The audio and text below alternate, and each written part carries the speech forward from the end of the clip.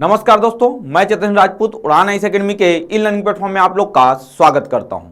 आपको पता होगा व्यापम ने जब कैलेंडर जारी किया था उसमें मंडी उप निरीक्षक हेतु एक संभावित परीक्षा तिथि उन्होंने बता दी थी, जो 26 अप्रैल 2026 को सुनिश्चित किया गया था। जो संभावित परीक्षा तिथि है उसी को ध्यान में रखते हुए आवेदन पत्र अब आप कर सकते हैं। अगर बात करते हैं आवेदन पत्र करने की तिथि का, तो ध्यान रखेंगे 6 फरवरी 2026 से लेकर 27 फरवरी 2026 तक आप आवेदन कर सकेंगे।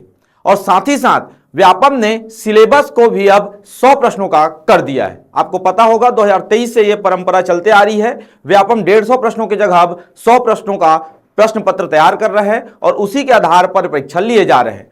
तो उन्होंने मंडी उप निरीक्षक के भी सिलेबस में अब 150 के स्थान पर 100 प्रश्न कहां से पूछे जाएंगे उसके लिए पाठ्यक्रम जारी कर दिया है। उसी का पूरा विश्लेषण करने के लिए मैं आप लोगों के सामने आज उपस्थित हुआ हूं। दोस्तों ध्यान रखेंगे, अगर बात करते हैं तो छत्तीसगढ़ राज्य कृषि विपणन मंडी बोर्ड नवा रायपुर के अंतर्गत उप निरीक्षक पद की लिखित परीक्षा हेतु अब आवेदन आप कर सकेंगे।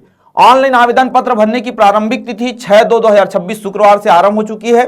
साथ ही साथ ऑनलाइन आवेदन पत्र भरने की अंतिम तिथि होगी 27/2/2026 को। आप शाम 5 बजे तक भर सकते हैं।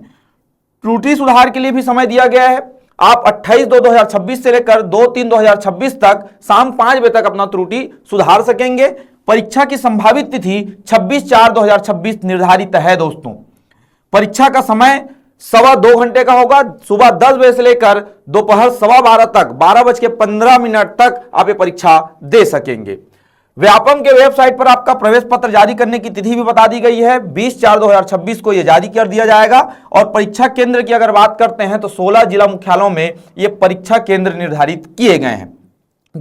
आप इसमें आवेदन कर सकते हैं, जो शुक्रवार 6/2/2026 से आरंभ हो चुका है। तो ये थोड़ा सा आपको ध्यान रखना है कि मंडी उप निरीक्षक की अगर बात करते हैं तो उसकी कहानी है जिसमें आप आवेदन कर सकेंगे।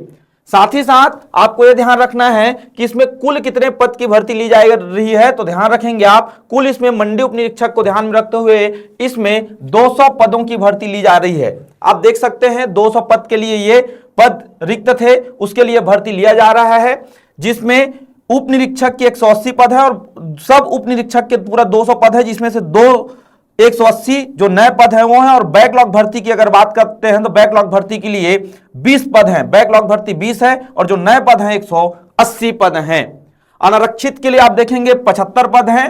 अनुसूचित जाति के लिए 22 पद है। अनुसूचित जनजाति के लिए 78 पद है और अन्य पिछड़ा वर्ग हेतु 25 पद हैं। ये थोड़ा सा आपको ध्यान रखना है, जिसमें 200 पद टोटल हैं। आप देख सकते हैं जो 180 नए पद हैं और 20 ऐसे पद हैं जो बैकलॉग हैं, जो पुराने साल के बचे हुए थे। तो ये थोड़ा सा आपको ध्यान रखना है।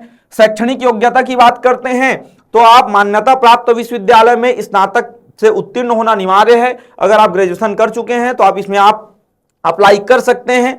और उम्र की बात करते हैं आपका, तो उम्र आप ध्यान रखेंगे 1 जनवरी 2026 से आप 1 जनवरी 2026 की स्थिति में आपका उम्र 21 वर्ष होना चाहिए। यहां देख सकते हैं आप, छत्तीसगढ़ के मूल स्थानीय निवासी अभ्यर्थी की आयु दिनांक 1/1/2026 को 21 वर्ष से कम तथा 35 वर्ष से अधिक नहीं होनी चाहिए। मतलब 1/1/2026 की स्थिति में आप 21 वर्ष और 35 वर्ष के बीच के जो भी अभ्यर्थी हैं वो इसमें आवेदन कर सकेंगे। ये थोड़ा सा आपको ध्यान रखना है। और छत्तीसगढ़ शासन द्वारा अनुसूचित जनजाति, अनुसूचित जाति, अन्य पिछड़ा वर्ग, गैर क्रीमी लेयर, महिला आदि के लिए दिए गए छूट अधिकतम 45 वर्ष की आयु की सीमा तक रहेगी।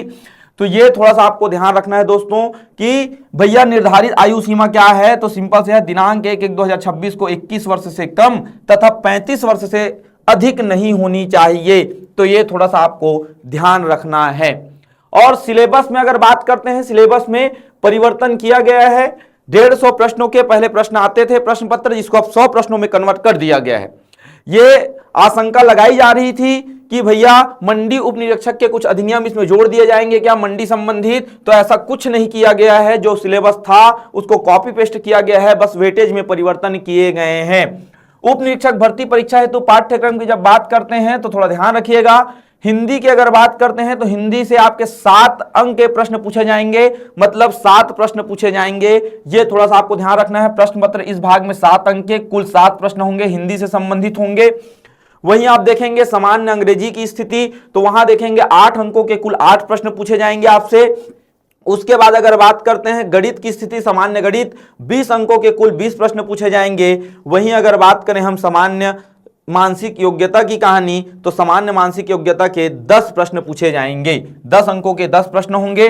वहीं भारत का जो सामान्य अध्ययन है गौटिया, उसके बारे में अगर बात करते हैं तो 25 अंकों के कुल 25 प्रश्न पूछने की बात कही गई है।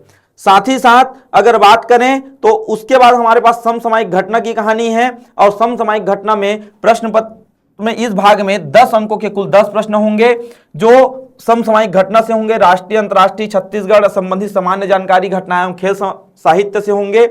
वहीं छत्तीसगढ़ का सामान्य जानकारी जो बात करते हैं 10 अंकों के कुल 10 प्रश्न पूछे जाएंगे, और कंप्यूटर का सामान्य जानकारी आपके 10 अंक के 10 प्रश्न पूछे जाएंगे।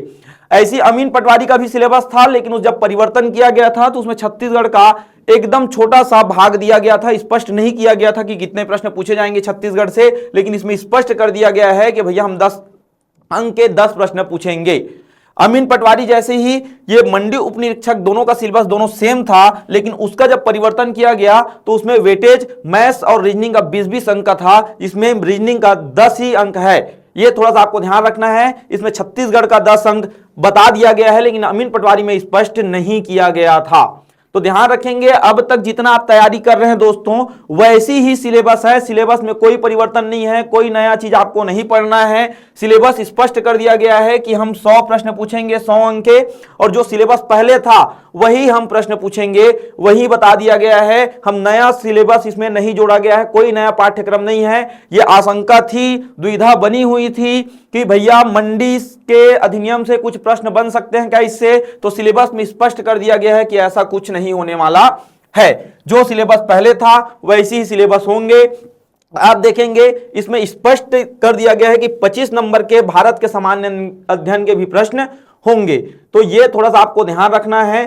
पहले अगर बात करते हैं, जो हमारे पास अमीन पटवारी थे उसमें संविधान का, भूगोल का, इतिहास के प्रश्न अधिक थे। छत्तीसगढ़ के भी उसी में शामिल कर दिए गए थे, तो उसके भी प्रश्न आपको देखने को मिला है। लेकिन छत्तीसगढ़ का इसमें स्पष्ट कर दिया गया है पृथक रूप से कि हम 10 प्रश्न तो छत्तीसगढ़ से पूछेंगे।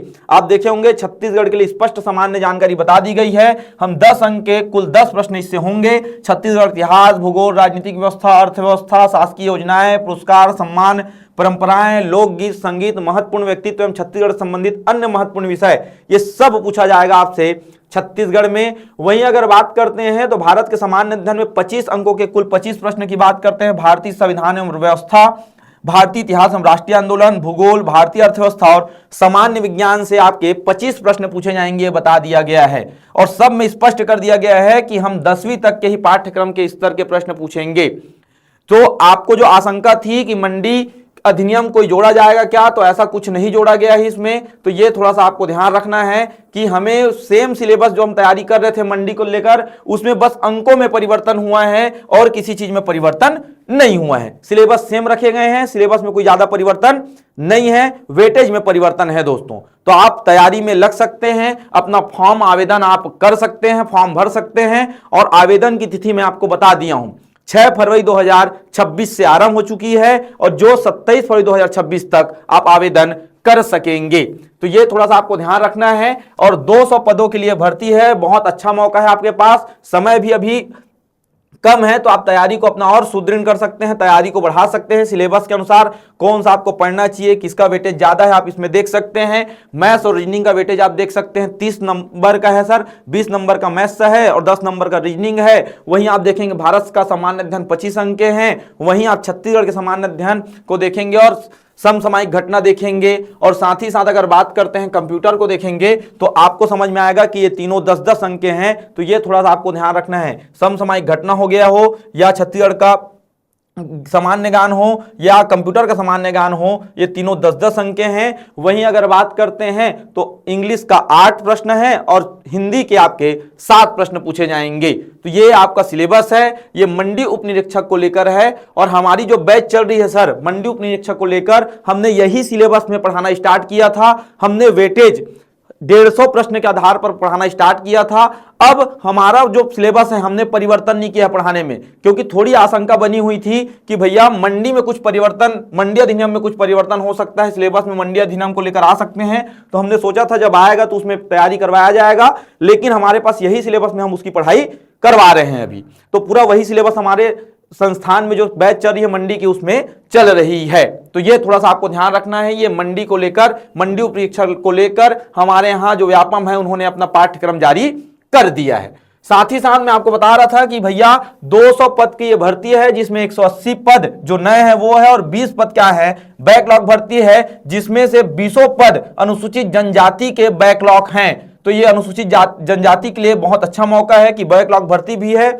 और साथ ही साथ अगर बात करते हैं नए पद में भी उनके लिए है, तो ये थोड़ा सा आपको ध्यान रखना है। 78 पद अनुसूचित जनजाति के लिए हैं, 20 बैकलॉग का हो गया, और 58 की अगर बात करते हैं तो नए पद में उनके लिए है।